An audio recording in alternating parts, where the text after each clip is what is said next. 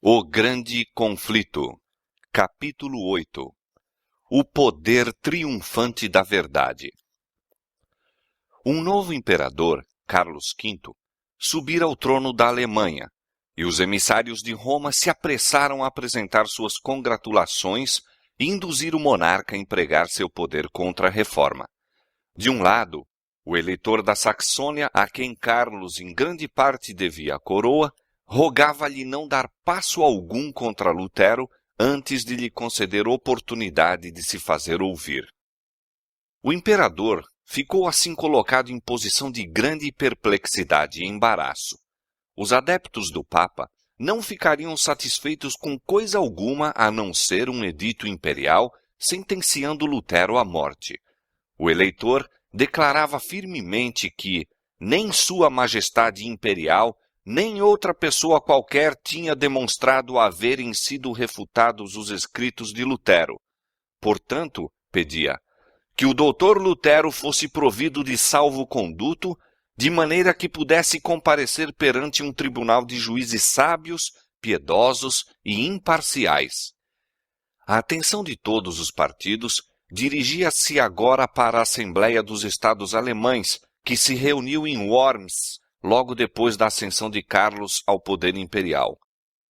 Havia importantes questões e interesses políticos a serem considerados por esse Concílio Nacional. Pela primeira vez, os príncipes da Alemanha deveriam encontrar-se com seu jovem monarca numa assembleia deliberativa. De todas as partes da pátria haviam chegado os dignitários da Igreja e do Estado. Fidalgos seculares de elevada linhagem, poderosos e ciosos de seus direitos hereditários, eclesiásticos principescos, afetados de sua consciente superioridade em ordem social e poderio, cavalheiros da corte e seus partidários armados, e embaixadores de países estrangeiros e longínquos, todos se achavam reunidos em Worms. Contudo, naquela vasta assembleia, o assunto que despertava o mais profundo interesse era a causa do reformador saxônio. Carlos, previamente, encarregara o eleitor de levar consigo Lutero à dieta, assegurando-lhe proteção e prometendo franco estudo das questões em contenda, com pessoas competentes. Lutero estava ansioso por comparecer perante o imperador. Sua saúde achava-se naquela ocasião muito alquebrada. Não obstante, escreveu ao eleitor: "Se eu não puder ir a Worms com boa saúde, serei levado para lá doente como estou. Pois, se o imperador me chama, não posso duvidar de que é o chamado do próprio Deus. Se desejarem usar de violência para comigo, e isto é muito provável, pois não é para a instrução deles que me ordenam comparecer, ponho o caso nas mãos do Senhor. Ainda vive e reina aquele que preservou os 3 jovens na fornalha ardente. Se ele me não salvar, minha vida é de pouca importância. Tão somente evitemos que o evangelho seja exposto ao escárnio dos ímpios, e por ele derramemos nosso sangue, de preferência a deixar que eles triunfem. Não me compete decidir se minha vida ou minha morte contribuirá mais para a salvação de todos. Podeis esperar tudo de mim, exceto fuga e abjuração. Fugir não posso, e menos ainda me retratar." Quando em Worms circularam as notícias de que Lutero deveria comparecer perante a dieta, houve geral excitação. Aleandro, o delegado papal a quem fora especialmente confiado o caso, estava alarmado e enraivecido. Via que o resultado seria desastroso para a causa papal. Instituir inquérito sobre um caso em que o Papa já havia pronunciado sentença de morte seria lançar o desdém sobre a autoridade do soberano pontífice. Além disso, tinha apreensões de que os eloquentes e poderosos argumentos daquele homem pudessem desviar da causa do Papa muitos dos príncipes. Com muita insistência, pois, advertiu Carlos contra o aparecimento de Lutero em Worms. Por este tempo, foi publicada a bula que declarava a excomunhão de Lutero. Este fato, em acréscimo às representações do legado, induziu o imperador a ceder. Escreveu ao eleitor que, se Lutero não se retratasse, deveria permanecer em Wittenberg. Não contente com esta vitória, Aleandro trabalhou com toda a força e astúcia que possuía para conseguir a condenação de Lutero. Com uma persistência digna de melhor causa, insistiu em que o caso chegasse à atenção dos príncipes, prelados e outros membros da Assembleia, acusando o reformador de sedição, rebelião e blasfêmia. Mas a veemência e paixão manifestadas pelo legado revelaram demasiadamente claro o espírito que o impulsionava. Ele é movido pelo ódio e vingança, foi a observação geral, muito mais do que pelo zelo e piedade. A maior parte da dieta estava mais do que nunca inclinada a considerar favoravelmente a causa de Lutero. Com um redobrado zelo insistia Aleandro com o imperador sobre o dever de executar os editos papais, mas pelas leis da Alemanha não se podia fazer isto sem o apoio dos príncipes. E vencido finalmente pela importunação do legado, Carlos ordenou-lhes apresentar seu caso à dieta. Foi um dia pomposo para o núncio. A assembleia era grandiosa, a causa ainda maior. Aleandro deveria pleitear em favor de Roma, mãe e senhora de todas as igrejas. Com todo o prestígio do saber e da eloquência, Aleandro se pôs a derribar a verdade. Acusação sobre acusação lançou ele contra Lutero, como inimigo da Igreja e do Estado, dos vivos e dos mortos, do clero e dos leigos, dos concílios e dos cristãos em geral. Nos erros de Lutero, há o suficiente, declarou ele, para assegurar a queima de 100.000 hereges. Em conclusão, esforçou-se por atirar o desprezo aos adeptos da fé romana. O que são esses luteranos? Uma quadrilha de insolentes pedantes, padres corruptos, devassos monges, advogados ignorantes e nobres degradados, juntamente com o povo comum, a que transviaram e perverteram. Quanto lhes é superior o Partido Católico em número, competência e poder. Um decreto unânime desta ilustre Assembleia esclarecerá os simples, advertirá os imprudentes, firmará os versáteis e dará força aos fracos. Com tais armas têm sido, em todos os tempos, atacados os defensores da verdade. Os mesmos argumentos ainda se apresentam contra todos os que ousam mostrar, em oposição a erros estabelecidos, os simples e diretos ensinos da palavra de Deus. Quem são estes pregadores de novas doutrinas? Exclamam os que desejam uma religião popular. São indoutos, pouco numerosos e das classes pobres. Contudo, pretendem ter a verdade e ser o povo escolhido de Deus. São ignorantes e estão enganados. Quão superior em número e influência é a nossa igreja? Quantos grandes e ilustres homens existem entre nós? Quanto mais poder há de nosso lado? Tais são os argumentos que têm influência decisiva sobre o mundo, mas não são mais concludentes hoje do que o foram nos dias do Reformador. A reforma não terminou com Lutero, como muitos supõem. Continuará até o fim da história deste mundo. Lutero teve grande obra a fazer, transmitindo a outros a luz que Deus permitira brilhar sobre ele. Contudo, não recebeu toda a luz que deveria ser dada ao mundo. Desde aquele tempo até hoje, nova luz tem estado continuamente a resplandecer sobre as Escrituras e novas verdades se têm desvendado constantemente. O discurso do legado produziu profunda impressão na dieta. Não havia presente nenhum Lutero com as claras e convincentes verdades da palavra de Deus para superar o defensor papal. Nenhuma tentativa se fez para defender o reformador. Era manifesta a disposição geral de não somente condená-lo e as doutrinas que ele ensinava, mas, sendo possível, desarraigar a heresia. Roma fruíra da mais favorável oportunidade para defender sua causa. Tudo o que ela poderia dizer em sua própria reivindicação fora dito, mas a aparente vitória foi o sinal da derrota. Dali em diante, o contraste entre a verdade e o erro seria visto mais claramente ao entrarem para a luta em campo aberto.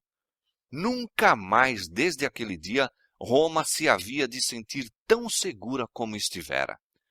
Conquanto a maior parte dos membros da Dieta não tivesse hesitado em entregar Lutero à vingança de Roma, muitos deles viam e deploravam a depravação existente na Igreja, desejosos da supressão dos abusos de que sofria o povo alemão em consequência da corrupção e cobiça da hierarquia. O legado apresentara sob a luz mais favorável o dogma papal. O Senhor, então, constrangeu um membro da Dieta a dar uma descrição verdadeira dos efeitos da tirania papal.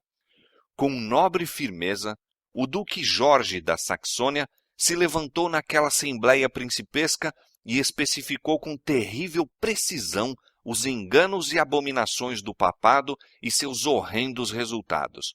Disse ao concluir: tais são alguns dos abusos que clamam contra Roma. Toda vergonha foi posta à parte e seu único objetivo é dinheiro, dinheiro, dinheiro. De maneira que os pregadores que deveriam ensinar a verdade nada proferem senão falsidade e são não somente tolerados, mas recompensados, porque quanto maiores forem suas mentiras, tanto maior seu ganho. É dessa fonte impura que fluem tais águas contaminadas. A devassidão estende a mão à avareza. Ai, é o escândalo causado pelo clero que arremessa tantas pobres almas à condenação eterna. Deve-se efetuar uma reforma geral. Uma denúncia mais hábil e convincente contra os abusos papais não poderia ter sido apresentada pelo próprio Lutero, e o fato de ser o orador inimigo decidido do reformador deu maior influência às suas palavras. Se abrissem os olhos dos que constituíam a Assembleia, teriam visto anjos de Deus no meio deles, derramando raios de luz através das trevas do erro e abrindo mentes e corações à recepção da verdade. Era o poder do Deus da verdade e sabedoria que dirigia até os adversários da reforma, preparando assim o caminho para a grande obra prestes a realizar-se. Martinho Lutero não estava presente, mas a voz de alguém maior do que Lutero fora ouvida naquela assembleia. Uma comissão foi logo designada pela Dieta para apresentar um relatório das opressões papais que tão esmagadoramente pesavam sobre o povo alemão. Esta lista, contendo 101 especificações, foi apresentada ao imperador com o pedido de que ele tomasse imediatas medidas para a correção de tais abusos. Que perda de almas cristãs, diziam os suplicantes. Que depredações, que extorsões por causa dos escândalos de que se acha rodeada a cabeça espiritual da cristandade. É nosso dever evitar a ruína e desonra do nosso povo. Por esta razão, nós, de maneira humílina, mas com muita insistência, rogamo-vos ordeneis uma reforma geral e empreendais a sua realização. O concílio pediu, então, o comparecimento do reformador à sua presença. Apesar dos rogos, protestos e ameaças de Aleandro, o imperador finalmente consentiu e Lutero foi intimado a comparecer perante a Dieta. Com a intimação, foi expedido um salvo-conduto, assegurando sua volta a um lugar de segurança.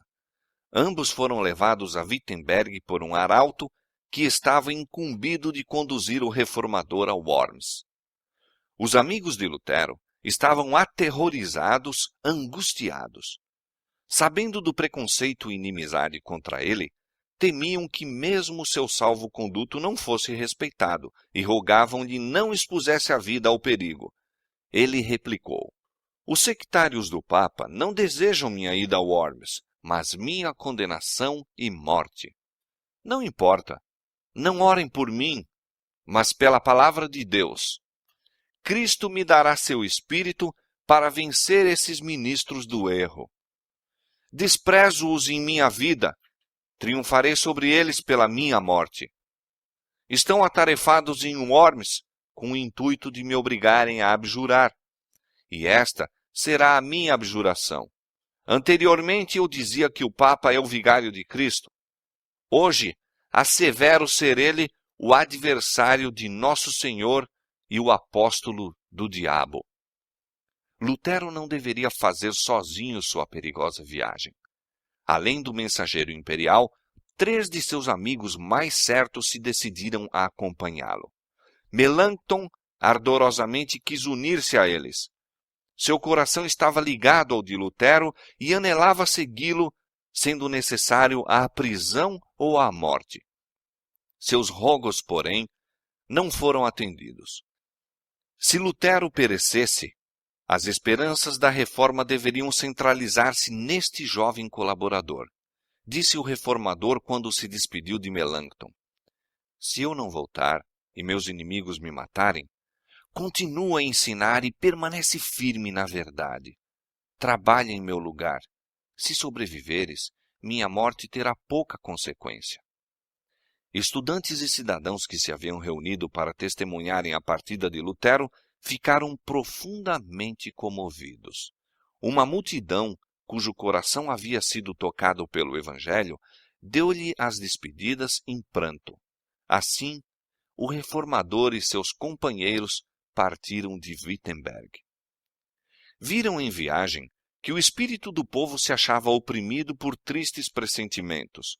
Nalgumas cidades, honras nenhumas lhe eram tributadas.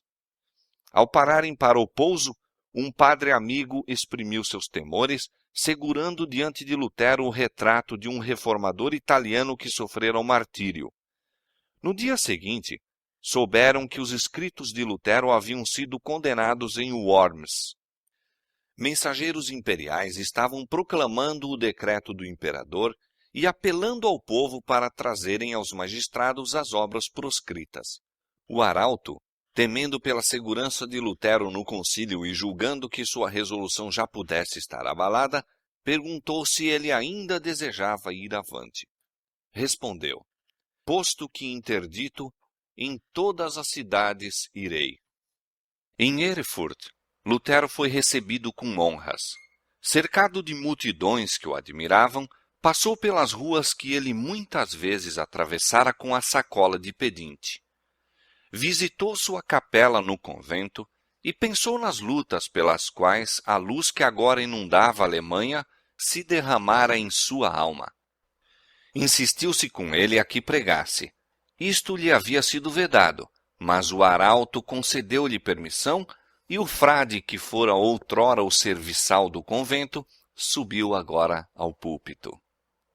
A uma multidão que ali se reunira, falou ele sobre as palavras de Cristo. Paz seja convosco. Filósofos, doutores e escritores, disse ele, têm se esforçado por ensinar aos homens o meio para se obter a vida eterna e não o têm conseguido. Contar-vos-ei agora. Deus ressuscitou dos mortos um homem, o Senhor Jesus Cristo, para que pudesse destruir a morte, extirpar o pecado e fechar as portas do inferno. Esta é a obra da salvação. Cristo venceu. Estas são as alegres novas, e somos salvos por sua obra e não pela nossa própria. Disse nosso Senhor Jesus Cristo: paz seja convosco. Olhai minhas mãos. Isto quer dizer: olha, ó homem, fui eu só, que tirei teu pecado e te resgatei. E agora tens paz, diz o Senhor. Continuou, mostrando que a verdadeira fé se manifestará por uma vida santa. Visto que Deus nos salvou, ordenemos nossos trabalhos de tal maneira que possam ser aceitáveis perante Ele. És rico? Administra teus bens às necessidades dos pobres. Se teu trabalho é útil apenas para ti, O serviço que pretendes prestar a Deus é uma mentira. O povo ouvia como que extasiado. O pão da vida fora partido àquelas almas famintas. Perante elas, Cristo foi levantado acima dos papas, legados, imperadores e reis. Lutero não fez referência alguma à sua posição perigosa. Não procurou fazer-se objeto dos pensamentos e simpatias. Na contemplação de Cristo, perdera de vista o eu. Escondera-se por trás do homem do Calvário, procurando apenas apresentar a Jesus como o redentor do pecador. Prosseguindo viagem, o reformador era em toda parte olhado com grande interesse. Uma ávida multidão acotovelava-se em redor dele e vozes amigas advertiam-no dos propósitos dos romanistas. Eles vos queimarão, diziam alguns, e reduzirão vosso corpo a cinzas, como fizeram com João Hus. Lutero respondia, ainda que acendessem por todo o caminho de Worms a Wittenberg, uma fogueira cujas chamas atingissem o céu, em nome do Senhor, eu caminharia pelo meio delas, compareceria perante eles, entraria pelas mandíbulas desse hipopótamo e lhe quebraria os dentes, confessando o Senhor Jesus Cristo. A notícia de sua aproximação de Worms estabeleceu grande comoção. Os amigos tremiam de receio pela sua segurança. Os inimigos temiam pelo êxito de sua causa. Fizeram-se acérrimos esforços para dissuadi-lo de entrar na cidade. Por instigação dos adeptos do Papa, insistiu-se com ele para que se retirasse para o castelo de um cavalheiro amigo, onde declarava-se todas as dificuldades poderiam ser amigavelmente resolvidas. Os amigos esforçavam-se por excitar-lhe os temores, descrevendo os perigos que o ameaçavam. Todos os seus esforços falharam. Lutero, ainda inabalável, declarou: mesmo que me houvesse tantos demônios em Worms como telhas nos telhados, eu ali entraria. À sua chegada em Worms, vasta multidão se congregou às portas para lhe dar as boas-vindas. Concorrência tão grande não houve para saudar o próprio imperador. A excitação foi intensa, e do meio da multidão, uma voz penetrante e lamentosa entoava um canto fúnebre, como aviso a Lutero quanto à sorte que o esperava. Deus será a minha defesa, disse ele ao descer da carruagem. Os chefes papais não tinham acreditado que Lutero realmente se aventurasse a aparecer em Worms, e sua chegada encheu-os de consternação. O imperador imediatamente convocou seus conselheiros para considerarem como deveriam agir. Um dos bispos, romanista rígido, declarou: temo-nos consultado durante muito tempo acerca desse assunto. Livre-se, Vossa Majestade Imperial, de uma vez deste homem. Não fez Sigismundo com que João Hus fosse queimado? Não somos obrigados a dar nem a observar o salvo-conduto de um herege. Não, disse o imperador, devemos cumprir nossa promessa. Decidiu-se, portanto, que o reformador fosse ouvido. A cidade toda se achava sôfrega por ver este homem notável e uma multidão de visitantes logo encheu suas estalagens. Lutero havia-se apenas restabelecido de enfermidade recente. Estava cansado da jornada que levara 2 semanas inteiras. Deveria preparar-se para enfrentar os momentosos acontecimentos do dia seguinte e necessitava de sossego e repouso. Tão grande, porém, era o desejo de o ver, que havia ele gozado apenas o descanso de algumas horas, quando ao seu redor se reuniram avidamente nobres, cavalheiros, sacerdotes e cidadãos. Entre estes, se encontravam muitos dos nobres que tão ousadamente haviam pedido ao imperador uma reforma contra os abusos eclesiásticos e que, diz Lutero, se tinham todos libertado por meu evangelho. Inimigos, bem como amigos, foram ver o intrépido monge. Ele, porém, os recebeu com calma inabalável, respondendo a todos com dignidade e sabedoria. Seu porte era firme e corajoso, o rosto pálido e magro, assinalado com traços de trabalhos e enfermidade, apresentava uma expressão amável e mesmo alegre. A solenidade e ardor profundo de suas palavras conferiam-lhe um poder a que mesmo seus inimigos não podiam resistir completamente. Tanto amigos como adversário estavam cheios de admiração.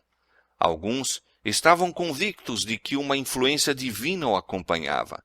Outros declaravam, como fizeram os fariseus em relação a Cristo: ele tem demônio. No dia seguinte, Lutero foi chamado para estar presente à dieta. Dignou-se um oficial imperial para conduzi-lo até ao salão de audiência. Foi, contudo, com dificuldade que ele atingiu o local. Todas as ruas estavam cheias de espectadores, ávidos de ver um monge que ousara resistir à autoridade do Papa. Quando estava para entrar à presença de seus juízes, um velho general, herói de muitas batalhas, disse-lhe amavelmente: pobre monge, vais agora assumir uma posição mais nobre do que eu ou quaisquer outros capitães já assumimos nas mais sanguinolentas de nossas batalhas. Mas, se tua causa é justa, e estás certo disto, vai adiante, em nome de Deus, e nada temas. Deus não te abandonará. Finalmente, Lutero se achou perante o concílio. O imperador ocupava o trono. Estava rodeado das mais ilustres personagens do império. Nunca homem algum comparecera à presença de uma assembleia mais importante do que aquela diante da qual Martinho Lutero deveria responder por sua fé. Aquela cena era por si mesma uma assinalada vitória sobre o papado. O Papa condenara o homem e agora estava ele em pé, diante de um tribunal que por esse mesmo ato se colocava acima do Papa. Este o havia posto sob interdito, separando-o de toda a sociedade humana, e, no entanto, era ele chamado em linguagem respeitosa e recebido perante a mais augusta Assembleia do mundo. O Papa condenara-o ao silêncio perpétuo, e agora estava ele prestes a falar perante milhares de ouvintes atentos, reunidos das mais longínquas partes da cristandade. Imensa revolução assim se efetuara por intermédio de Lutero. Roma descia já do trono e era a voz de um monge que determinava esta humilhação. Na presença daquela poderosa assembleia de titulares, o reformador de humilde nascimento parecia intimado e embaraçado. Vários dos príncipes, observando sua emoção, aproximaram-se dele e um lhe segredou: não temais os que matam o corpo, mas não podem matar a alma. Outro disse: quando fordes levados perante os governadores e reis por minha causa, ser-vos-á ministrado pelo Espírito de vosso Pai o que devereis dizer. Assim, as palavras de Cristo foram empregadas pelos grandes homens do mundo para fortalecerem seu servo na hora de prova. Lutero foi conduzido a um lugar bem em frente do trono do imperador. Profundo silêncio caiu sobre a assembleia ali congregada. Então, um oficial imperial se levantou e, apontando para uma coleção dos escritos de Lutero, pediu que o reformador respondesse a duas perguntas: se ele os reconhecia como seus e se dispunha a retratar-se das opiniões que neles emitira. Lidos os títulos dos livros, Lutero respondeu quanto à primeira pergunta que reconhecia serem seus os livros. Quanto à segunda, disse ele, visto ser uma questão que respeita a fé e a salvação das almas e que interessa à palavra de Deus, o maior e mais precioso tesouro, quer no céu, quer na terra, eu agiria imprudentemente se respondesse sem reflexão. Poderia afirmar menos do que as circunstâncias exigem, ou mais do que a verdade requer, e desta maneira pecar contra estas palavras de Cristo. Qualquer que me negar diante dos homens, eu o negarei também diante de meu Pai que está nos céus. Por esta razão, com toda a humildade, rogo a vossa majestade imperial conceder-me tempo para que eu possa responder sem ofensa à palavra de Deus. Fazendo este pedido, Lutero agiu prudentemente. Sua conduta convenceu a Assembleia de que não agia por paixão ou impulso. Semelhante calma e domínio próprio, inesperados em quem se mostrara audaz e intransigente, aumentaram-lhe o poder, habilitando-o mais tarde a responder com uma prudência, decisão, sabedoria e dignidade que surpreendiam e decepcionavam seus adversários, repreendendo-lhes a insolência e orgulho. No dia seguinte, deveria ele comparecer para dar sua resposta final. Durante algum tempo, seu coração se abateu ao contemplar as forças que estavam combinadas contra a verdade. Vacilou-lhe a fé. Temor e tremor lhe sobrevieram e oprimiu-o o terror. Multiplicavam-se diante dele os perigos. Seus inimigos pareciam a ponto de triunfar e os poderes das trevas de prevalecer. Nuvens juntavam-se em redor dele e pareciam separá-lo de Deus. Ansiava pela certeza de que o Senhor dos Exércitos estaria com ele. Em angústia de espírito, lançou-se com o rosto em terra, derramando estes clamores entrecortados, lancinantes, que ninguém, senão Deus, pôde compreender perfeitamente. Ó Deus, todo-poderoso e eterno, implorava ele, quão terrível é este mundo! Eis que ele abre a boca para engolir-me e tenho tão pouca confiança em ti. Se é unicamente na força deste mundo que eu devo pôr minha confiança, tudo está acabado. É vinda a minha última hora, minha condenação foi pronunciada. Ó Deus, ajuda-me contra toda a sabedoria do mundo. Faze isto, tu somente, pois esta não é minha obra, mas tua.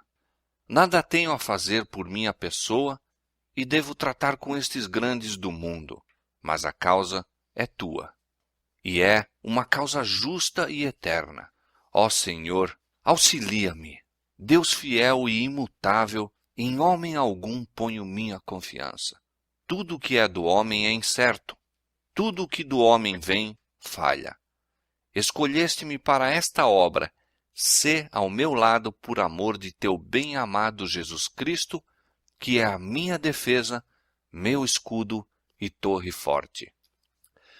Uma providência onisciente havia permitido a Lutero compreender o perigo para que não confiasse em sua própria força, arrojando-se presunçosamente ao perigo. Não era, contudo, o temor do sofrimento pessoal, o terror da tortura ou da morte que parecia iminente, o que o oprimia com seus horrores. Ele chegara à crise e sentia sua insuficiência para enfrentá-la. Pela sua fraqueza, a causa da verdade poderia sofrer dano. Não para sua própria segurança, mas para a vitória do Evangelho lutava ele com Deus. Como a de Israel, naquela luta noturna, ao lado do solitário riacho, foi a angústia e conflito de sua alma. Como Israel prevaleceu com Deus. Em seu completo desamparo, sua fé se firmou em Cristo, o poderoso libertador. Ele se fortaleceu com a certeza de que não compareceria sozinho perante o concílio. A paz voltou à alma e ele se regozijou de que lhe fosse permitido exaltar a palavra de Deus perante os governadores da nação. Com o espírito repousado em Deus, Lutero preparou-se para a luta que diante dele estava. Meditou sobre o plano de sua resposta, examinou passagens de seus próprios escritos e tirou das Sagradas Escrituras provas convenientes para sustentar sua atitude. Então, pondo a mão esquerda sobre o volume sagrado que estava aberto diante dele, levantou a destra para o céu e fez um voto de permanecer fiel ao Evangelho e confessar francamente sua fé, mesmo que tivesse de selar com o sangue seu testemunho. Ao ser de novo introduzido à presença da dieta, seu rosto não apresentava traços de receio ou embaraço. Calmo e cheio de paz, ainda que extraordinariamente valoroso e nobre, manteve-se como testemunha de Deus entre os grandes da terra. O oficial imperial pediu então sua decisão sobre se desejava retratar-se de suas doutrinas. Lutero respondeu em tom submisso e humilde, sem violência nem paixão. Suas maneiras eram tímidas e respeitosas. Manifestou, contudo, confiança e alegria que surpreenderam a Assembleia.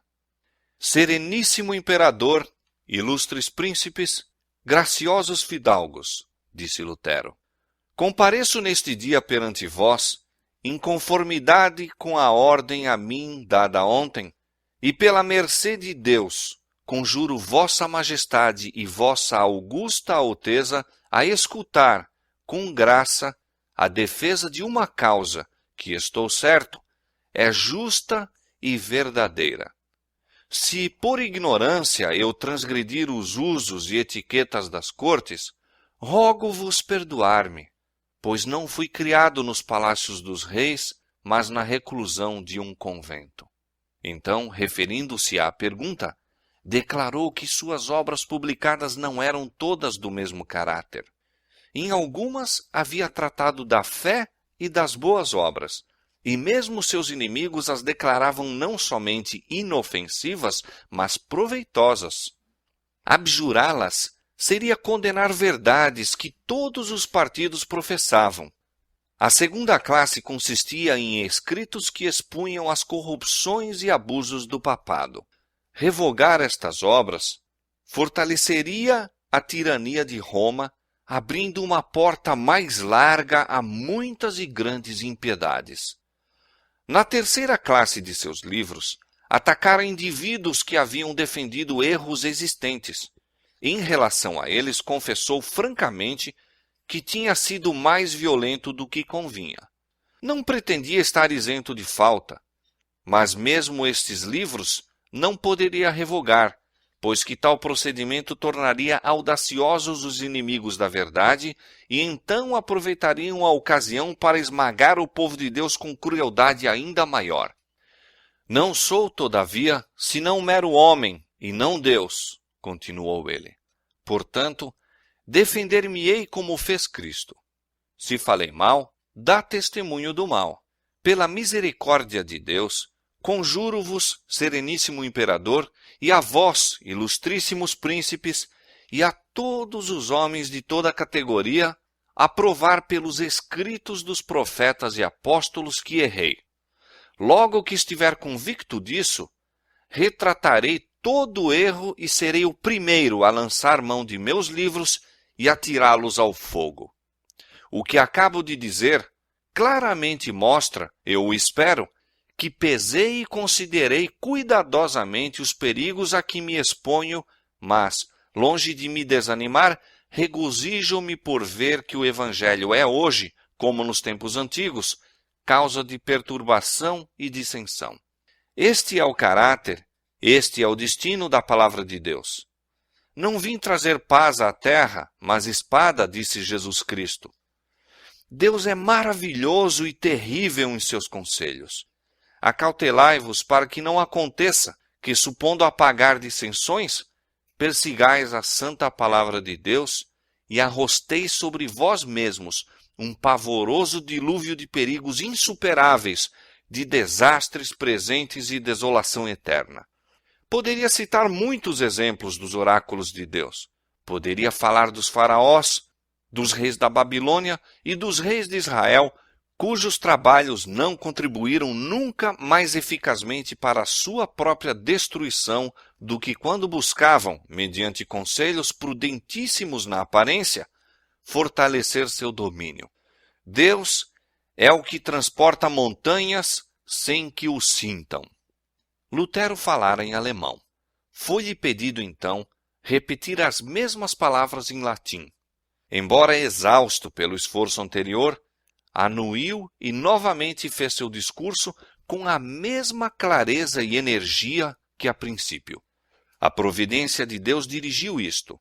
O espírito de muitos dos príncipes estava tão obliterado pelo erro e superstição que, à primeira vez, não viram a força do raciocínio de Lutero, mas a repetição habilitou-os a perceber claramente os pontos apresentados.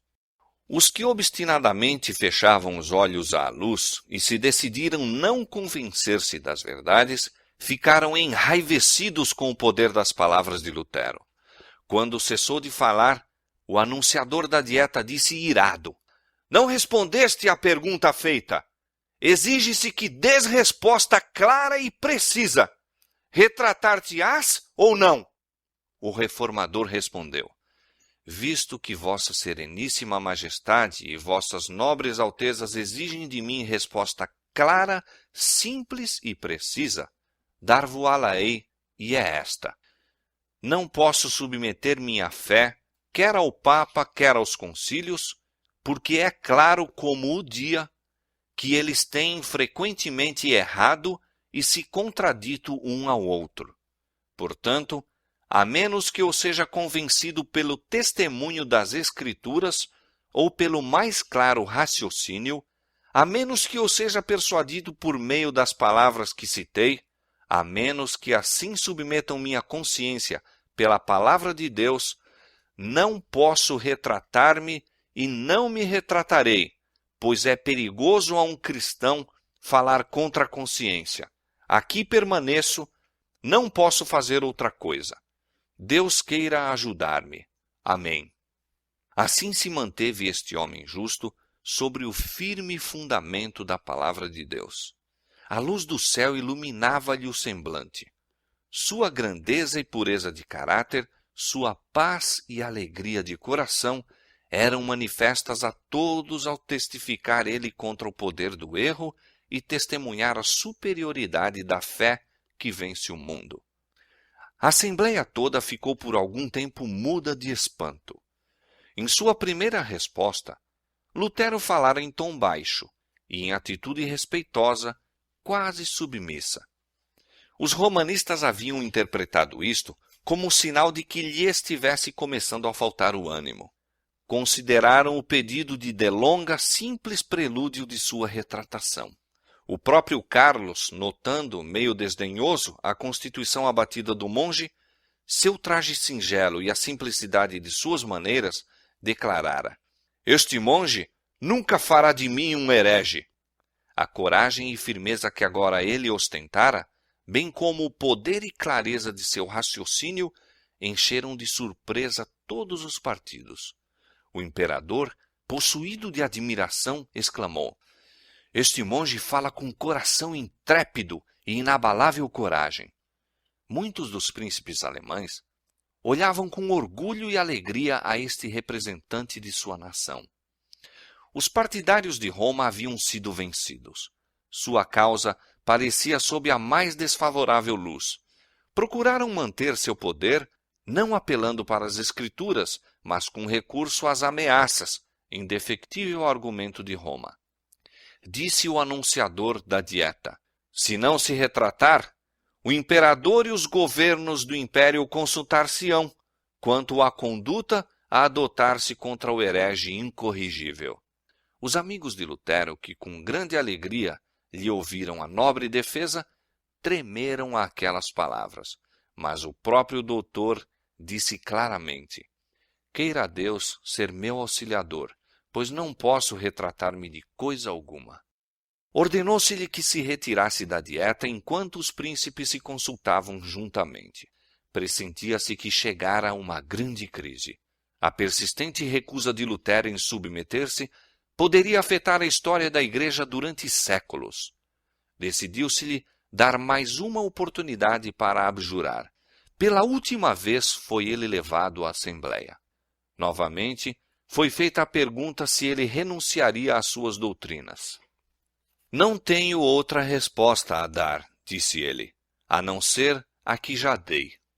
Era evidente que ele não poderia ser induzido, quer por promessas, quer por ameaças, a render-se ao governo de Roma.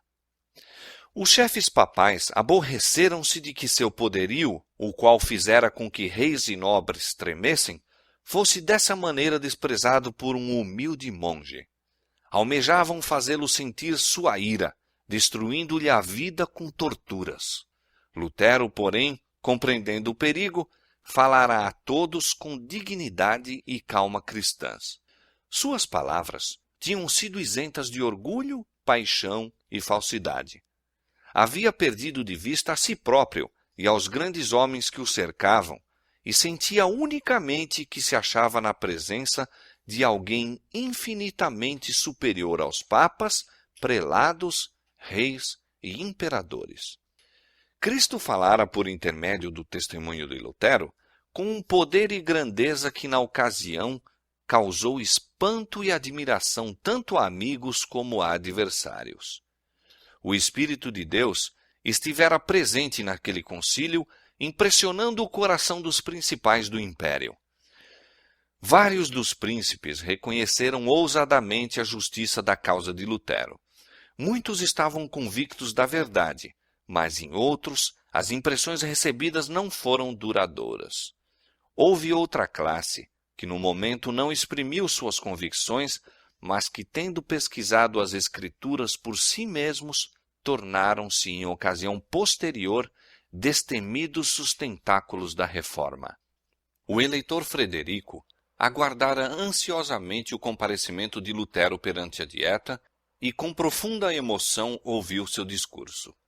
Com alegria e orgulho, testemunhou a coragem, firmeza e domínio próprio do doutor e decidiu-se a permanecer mais firmemente em sua defesa. Ele contrastava as facções em contenda e via que a sabedoria dos papas, reis e prelados fora pelo poder da verdade reduzida a nada. O papado sofrera uma derrota que seria sentida entre todas as nações em todos os tempos. Quando o legado percebeu o efeito produzido pelo discurso de Lutero, como nunca dantes, temeu pela segurança do poderio romano e resolveu empregar todos os meios a seu alcance para levar a termo a derrota do reformador. Com toda a eloquência e perícia diplomática, pelas quais tanto se distinguia, apresentou ao jovem imperador a loucura e perigo de sacrificar pela causa de um monge desprezível a amizade e apoio da poderosa sede Roma. Suas palavras não foram destituídas de efeito. No dia que se seguiu a resposta de Lutero, Carlos fez com que fosse apresentada uma mensagem à Dieta, anunciando sua resolução de prosseguir com a política de seus predecessores, mantendo e protegendo a religião católica. Visto que Lutero se recusara a renunciar a seus erros, seriam empregadas as mais rigorosas medidas contra ele e contra as heresias que ensinava. Um simples monge, transviado por sua loucura, levantou-se contra a fé da cristandade. Para deter tal impiedade, sacrificarei meus reinos, meus tesouros, meus amigos, meu corpo, meu sangue, minha alma e minha vida. Estou para despedir o agostiniano Lutero, proibindo-lhe causar a menor desordem entre o povo. Procederei então contra ele e seus adeptos como hereges contumazes, pela excomunhão, pelo interdito e por todos os meios calculados para destruí-los. Apelo para os membros do Estado a que se portem como fiéis cristãos. Não obstante, o imperador declarou que o salvo-conduto de Lutero deveria ser respeitado e que antes de se poder instituir qualquer processo contra ele, deveria ser-lhe permitido chegar à casa em segurança. Insistiam agora os membros da Dieta em suas opiniões contrárias. Os emissários e representantes do Papa de novo pediam que o salvo-conduto do reformador fosse desrespeitado. O Reno, diziam eles, deveria receber suas cinzas como recebeu as de João Rus há um século. Príncipes alemães, porém, conquanto fossem eles próprios romanistas e inimigos declarados de Lutero, protestavam contra tal brecha da pública fé como uma nódoa sobre a honra da nação. apontavam para as calamidades que se seguiam à morte de Rus e declaravam que não ousavam atrair sobre a Alemanha e sobre a cabeça de seu jovem imperador a repetição daqueles terríveis males. O próprio Carlos, respondendo à vil proposta, disse: embora fossem a honra e a fé banidas do mundo todo, deveriam encontrar um refúgio no coração dos príncipes. Houve ainda insistência por parte dos mais encarniçados inimigos papais de Lutero, a fim de tratar o reformador como Sigismundo fizera com Rus, abandonando-o à mercê da igreja, mas lembrando-se da cena em que Rus, em assembleia pública, apontara as suas cadeias e lembrara ao monarca a sua fé empenhada, Carlos V declarou: eu não gostaria de corar como Sigismundo.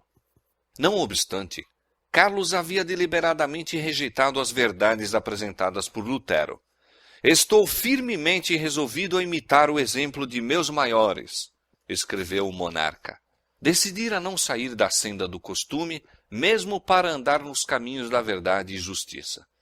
Porque seus pais o fizeram, ele apoiaria o papado, com toda a sua crueldade e corrupção. Assim, assumiu sua posição, recusando-se a aceitar qualquer luz em acréscimo a que seus pais haviam recebido ou cumprir qualquer dever que eles não cumpriram. Muitos hoje se apegam de modo idêntico aos costumes e tradições de seus pais. Quando o Senhor lhes envia mais luz, recusam-se a aceitá-la porque, não havendo ela sido concedida a seus pais, não foi por estes acolhida. Não estamos colocados onde nossos pais se achavam.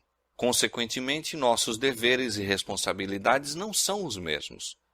Não seremos aprovados por Deus olhando para o exemplo de nossos pais, a fim de determinar nosso dever, em vez de pesquisar por nós mesmos a palavra da verdade. Nossa responsabilidade é maior do que foi a de nossos antepassados. Somos responsáveis pela luz que receberam e que nos foi entregue como herança. Somos também responsáveis pela luz adicional que hoje, da palavra de Deus, está a brilhar sobre nós. Disse Cristo acerca dos judeus incrédulos: se eu não viera, nem lhes houvera falado, não teriam pecado, mas agora não têm culpa do seu pecado. O mesmo poder divino falara por intermédio de Lutero ao imperador e príncipes da Alemanha. E ao resplandecer a luz da palavra de Deus, seu espírito contendeu pela última vez com muitos naquela assembleia.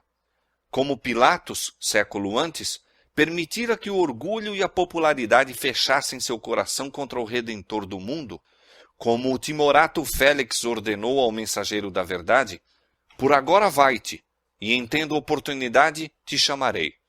Como o orgulhoso Agripa confessou: por pouco me queres persuadir que me faça cristão, e no entanto se desviou da mensagem enviada pelo céu, assim, Carlos V, cedendo às sugestões do orgulho e política mundanos, decidiu-se a rejeitar a luz da verdade. Circularam amplamente rumores dos planos feitos contra Lutero, causando por toda a cidade grande excitação. O reformador conquistara muitos amigos que, conhecendo a traiçoeira crueldade de Roma para com todos os que ousavam expor suas corrupções, resolveram que ele não fosse sacrificado. Centenas de nobres se comprometeram a protegê-lo. Não poucos denunciaram abertamente a mensagem real como evidência de tímida submissão ao poder de Roma.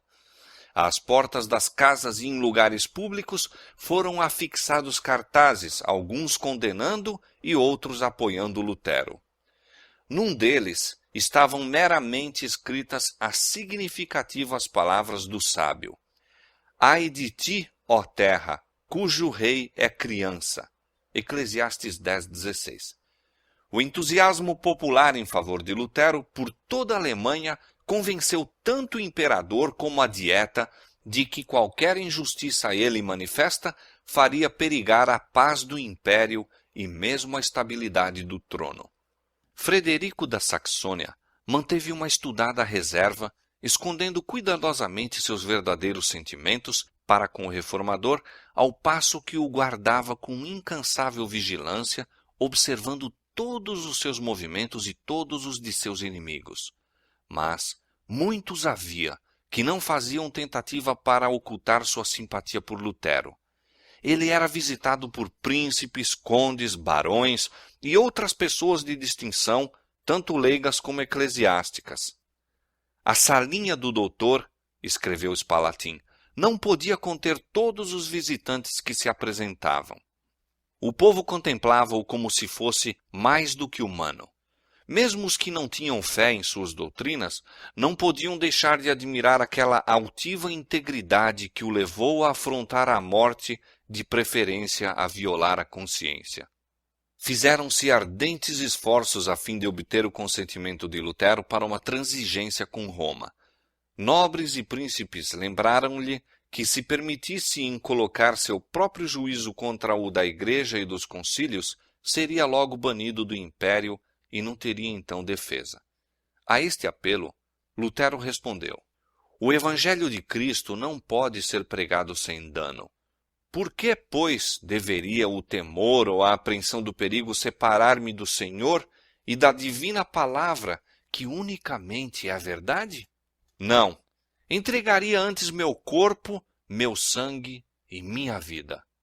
De novo insistiu-se com ele para que se submetesse ao juízo do imperador, e então nada precisaria temer. Consinto, disse ele em resposta, de todo o meu coração, em que o imperador, os príncipes e mesmo o mais obscuro cristão examinem e julguem os meus livros, mas sob uma condição: que tomem a palavra de Deus como norma. Os homens nada têm a fazer senão obedecer-lhe. Não façais violência à minha consciência, que está ligada e encadeada às Escrituras Sagradas. A um outro apelo, disse ele: consinto em renunciar ao salvo-conduto. Coloco minha pessoa e minha vida nas mãos do imperador, mas a palavra de Deus, nunca. Declarou estar disposto a submeter-se à decisão de um concílio geral, mas unicamente sob a condição de que se exigisse do concílio decidir de acordo com as Escrituras. No tocante à palavra de Deus e à fé, acrescentou ele, todo cristão é juiz tão bom como pode ser o próprio Papa, embora apoiado por 1 milhão de concílios. Tanto amigos como adversários finalmente se convenceram de que baldados seriam quaisquer esforços de reconciliação. Houvesse o reformador cedido num único ponto, e Satanás e suas hostes teriam ganho a vitória. Mas sua persistente firmeza foi o meio para a emancipação da Igreja e o início de uma era nova e melhor. A influência deste único homem, que ousou pensar e agir por si mesmo em assuntos religiosos, deveria afetar a Igreja e o mundo, não somente em seu próprio tempo, mas em todas as gerações futuras. Sua firmeza e fidelidade fortaleceriam até o final do tempo a todos os que passassem por experiência semelhante. O poder e majestade de Deus se mantiveram acima do conselho dos homens, acima da potente força de Satanás. Por autorização do imperador, foi Lutero logo ordenado a voltar para casa e sabia que este aviso seria imediatamente seguido de sua condenação. Nuvens ameaçadoras pairavam sobre seu caminho, mas partindo de Worms, seu coração se encheu de alegria e louvor.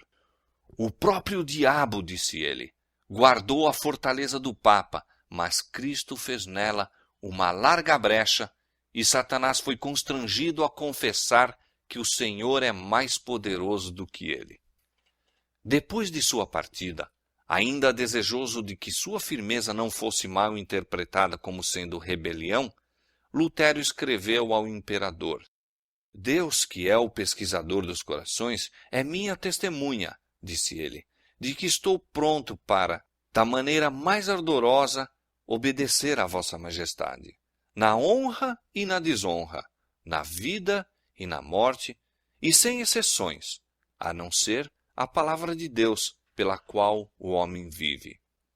Em todas as preocupações da presente vida, minha fidelidade será inabalável, pois perder ou ganhar neste mundo é de nenhuma consequência para a salvação. Mas quando se acham envolvidos em interesses eternos, Deus não quer que o homem se submeta ao homem, pois tal submissão em assuntos espirituais é verdadeiro culto, e este deve ser prestado unicamente ao Criador.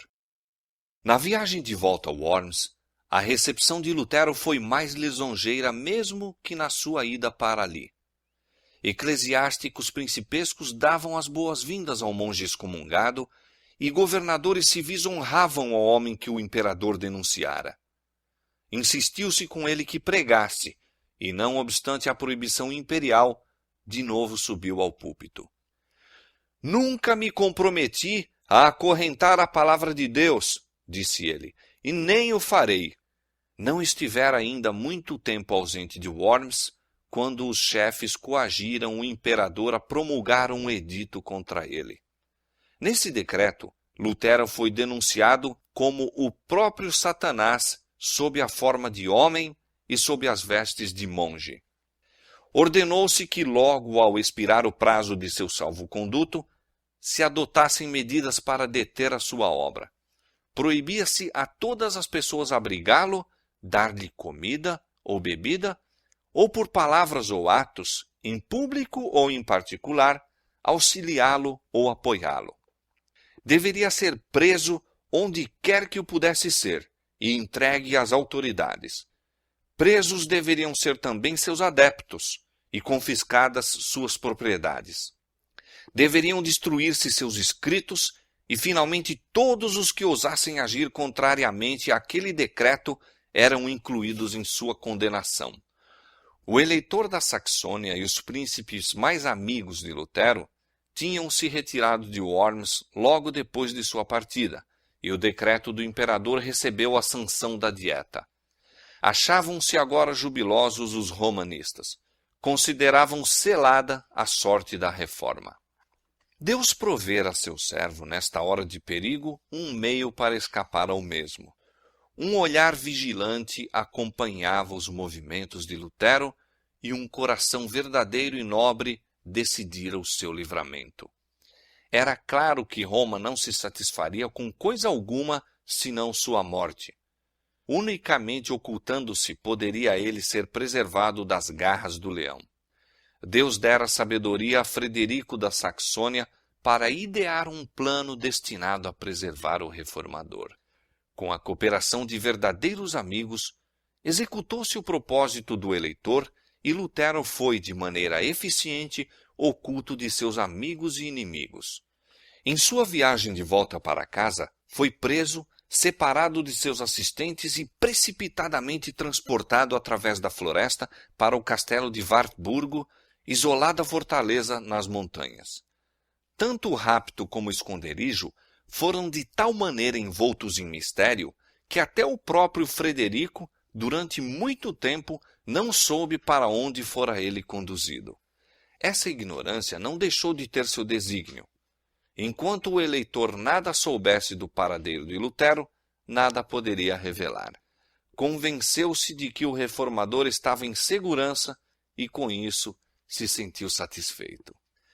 Passaram-se a primavera, o verão e o outono, e chegara o inverno, e Lutero ainda permanecia prisioneiro. Aleandro e seus partidários exultavam quando a luz do Evangelho parecia prestes a extinguir-se, mas, em vez disso, o reformador enchia sua lâmpada no repositório da verdade, e sua luz deveria resplandecer com maior brilho. Na proteção amiga de Wartburgo, Lutero durante algum tempo se regozijou em seu livramento do ardor e torvelinho da batalha.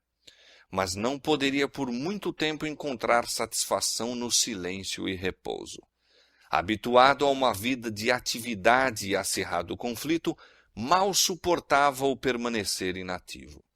Naqueles dias de solidão, surgia diante dele o estado da igreja e exclamava em desespero: Ai!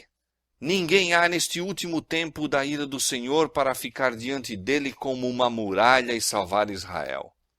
Novamente volvia os pensamentos para si mesmo e receava ser acusado de covardia por afastar-se da contenda. Acusava-se, então, de indolência e condescendência própria. No entanto, produzia diariamente mais do que parecia possível a um homem fazer. Sua pena nunca estava ociosa. Seus inimigos, conquanto se lisonjeassem de que ele estivesse em silêncio, espantavam-se e confundiam-se pela prova palpável de que ainda exercia atividade.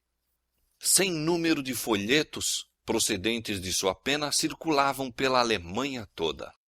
Também prestava importantíssimo serviço a seus patrícios, traduzindo o Novo Testamento para a língua alemã. De seu Patmos rochoso, continuou durante quase um ano inteiro a proclamar o Evangelho e a repreender os pecados e erros do tempo. Não foi, porém, meramente para preservar Lutero da ira de seus inimigos, nem mesmo para proporcionar-lhe uma temporada de calma para esses importantes labores, que Deus retirara seu servo do cenário da vida pública. Visavam-se resultados mais preciosos do que esses. Na solidão e obscuridade de seu retiro montesino, Lutero esteve afastado do apoio terrestre e excluído dos louvores humanos. Foi desta maneira salvo do orgulho e confiança em si próprio, tantas vezes determinados pelo êxito. Por sofrimentos e humilhação, foi de novo preparado para andar em segurança na altura vertiginosa a que tão subitamente fora exaltado. Ao exultarem os homens na libertação que a verdade lhes traz, inclinam-se a engrandecer aqueles que Deus empregou para quebrar as cadeias do erro e superstição. Satanás procura desviar de Deus os pensamentos e afeições dos homens e fixá-los nos fatores humanos. Ele os leva a honrar o mero instrumento e desconhecer a mão que dirige os acontecimentos da providência. Muitas vezes, dirigentes religiosos que assim são louvados e reverenciados perdem de vista sua dependência de Deus e são levados a confiar em si próprios. Em consequência, procuram governar o espírito e a consciência do povo que se dispõe a esperar deles a guia, em vez de esperá-la da palavra de Deus. A obra de reforma é muitas vezes retardada por causa desse espírito da parte dos que a amparam. Deste perigo quis Deus guardar a causa da reforma. Ele desejava que aquela obra recebesse não os característicos do homem, mas os de Deus. Os olhos dos homens tinham se dirigido a Lutero como expositor da verdade. Ele foi removido para que todos os olhares pudessem dirigir-se ao sempiterno autor da verdade.